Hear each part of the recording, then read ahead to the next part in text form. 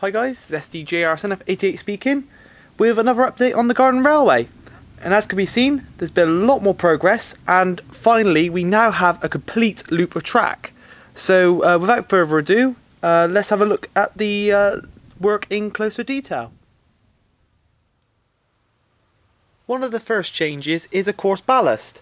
Now we're looking at the embankment between the two bridges. This section is obviously featured quite a lot in the previous updates, but as we can see it is now complete, and we have ballasted this whole section of track. The ballast itself is fine chip-ins. There are a couple, I'm not sure precisely what size, but they're really sort of chip-ins designed for decor in gardens. For like flower beds and other things like that, and they really blend in quite well there. They're sort of the perfect scale for the narrow gauge railway, and also they're the sort of right colour as well. It's like a nice mixed blend of grey, and it really does look nice amongst the flowers. We're using this form of ballast all the way around the garden, the rest of the line that is, so it will match all the way around. I am a few bags short, as will be seen later on in the update. But nonetheless, it really does look smart. A lot better than the sort of crushed stones and other sort of larger stones that were in there as seen in the last update. So without further ado, we'll move on round to the next section of the layout, which has seen quite a lot of work, which is around the front there. So be right back in a moment. Here we are looking at the embankment which leads to the passing loop. Which was seen under construction in the last update, and a lot of work has gone on here. In fact, since the last update, we've put the bedding stones in. We've also put the ballast in, as can be seen, and of course the track itself. Now, there's still quite a bit of work to be done here, most notably in the corner coming off the second bridge over the flower bed. Now, under the track there, you can see a breeze block. Now, that breeze block was just the correct height to slot underneath there rather than using wood, and it's supporting the track. Now, the only problem we have here is the front of the embankment, which is, of course, these stones along here. Now, those stones there weren't high enough. Now, we can't go too high with those stones. Of course, if we've got the larger bogie coaches, as seen in my first update, they will swing out there and they will hit that rock. So we kept it quite low. But we need some form of support there to hold that ballast back. As you can see, the breeze block is still exposed, because if we put more loose ballast there, it would just fall straight onto the garden. So what we plan to do is we're going to get a little slip of stonework or a bit of concrete, that blend that in nicely, just raise it up a tiny little sliver so it's just below the height of the track, and that should be ample enough to hold the rest of the ballast back, and then I could put more of the ballast there once I get some more.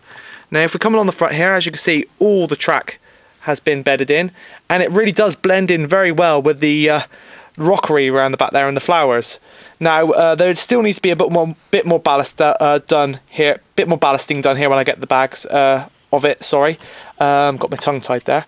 But as you can see, we've got the larger stones which we use for the first layer of the sort of bedding rock. That's still exposed, as is on the inside the corner there.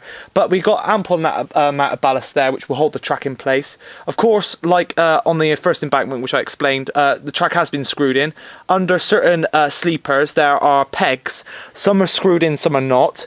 Basically, they were hammered down into the sort of the soil and other things we chucked in the bottom of these embankments and cuttings and stuff.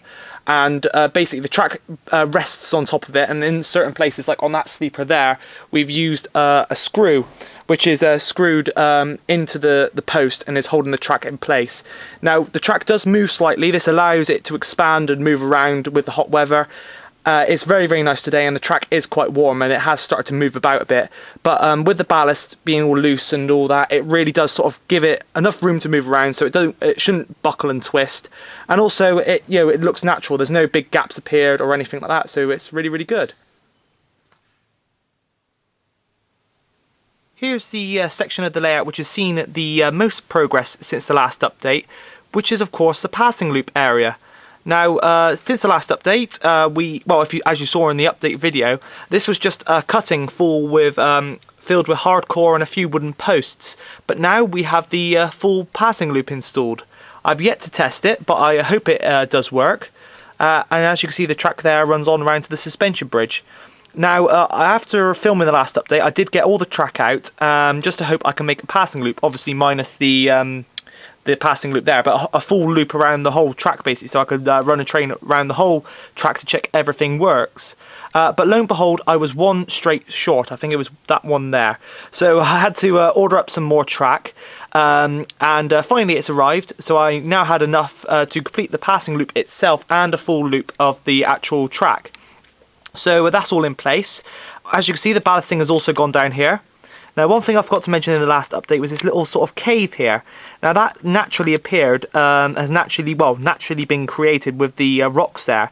And it really does give the effect of a nice little sort of little covey hole or something or other. And I'm sure it'll be like a little dominant feature once the line is fully operational. Now, as you can see, there's some of the larger chip-ins there which have yet to be covered up with the ballast.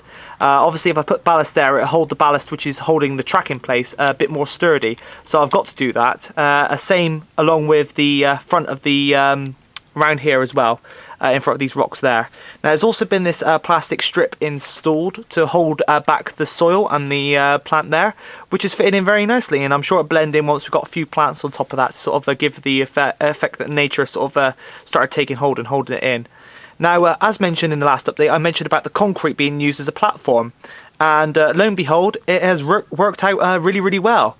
Now, this being a narrow gauge railway, and the majority of narrow gauge platforms, for those of you who have visited them, narrow gauge platforms tend to be the same height as the rails. Many of the carriages have steps to get up in them, pretty much like the rolling stock that will all be running on the railway. Now, amazingly, this concrete is actually the same height, just maybe a centimetre higher than the railheads, which is perfect for a platform, and it is just the right distance away. So that has worked out really, really well. And as you can see, run along here, right to the pair of points there. So I'm sure I'll be using it as a little platform in the when I get trains finally running. Now, this is where I officially ran out of ballast, and do need to get a couple of more bags to finish it off. But this area does show the sort of levels, the different materials I've used to create the track bed. Now, in the centre here, we have the we have the hardcore, which has been used. Then on top of that, we have these larger chip-ins, which can be seen off to the right there. Then we have these finer chip-ins here, which are sort of a reddish colour.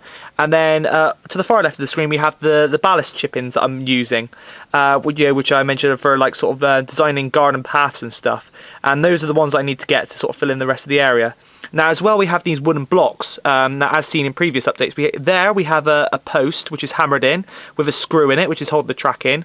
And then to the left, we have a block of oak, which has been treated. Both of the, I say the wood has all been treated, so it shouldn't rot.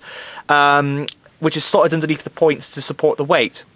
Now, that is loose and can be slid out, but once the ballast is in place, that will hold quite nicely there. And of course, obviously being under the sleepers, the ballast will sit on top of it and sort of hide it, which is perfect really, and of course it adds a bit more support for the weight of the trains going around. Now, if we continue on round here, we can see the track follows on round to the pond. And you can see there's also these nice little wooden supports here, which are I think they're bits of old timber there. And those are used to hold back the sort of the soil there as well, and that's been installed as well.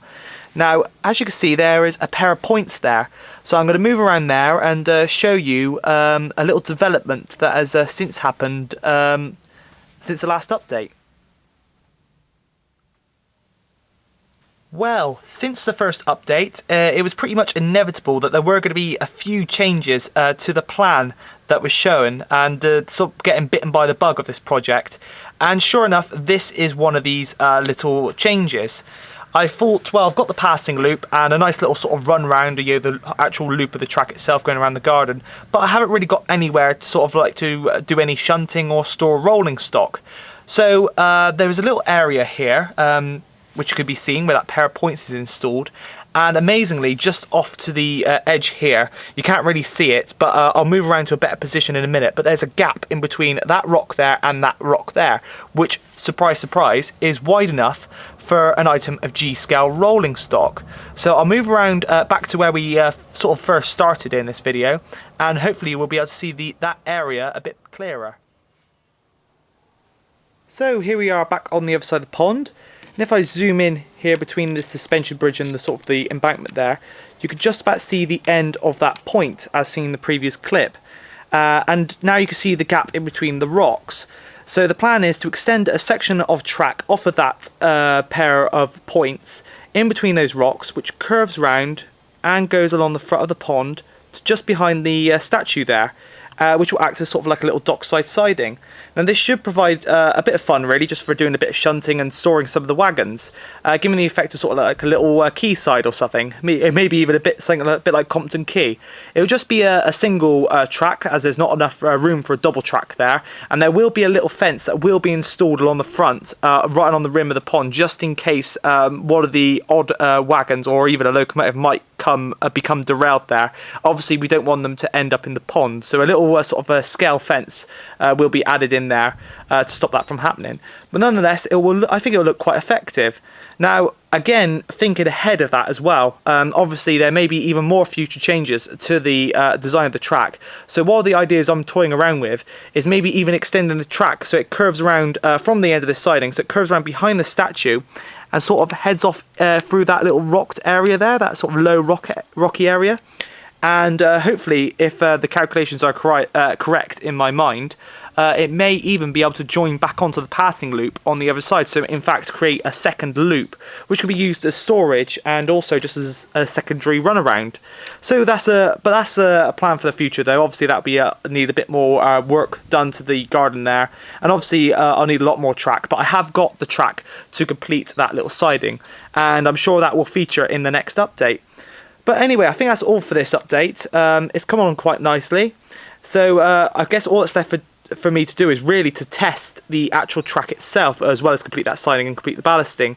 So I think that's what I'll do next. After I stop filming, I think I'll get an engine out and get it tested on air. And hopefully in the next update, you may even see a train running.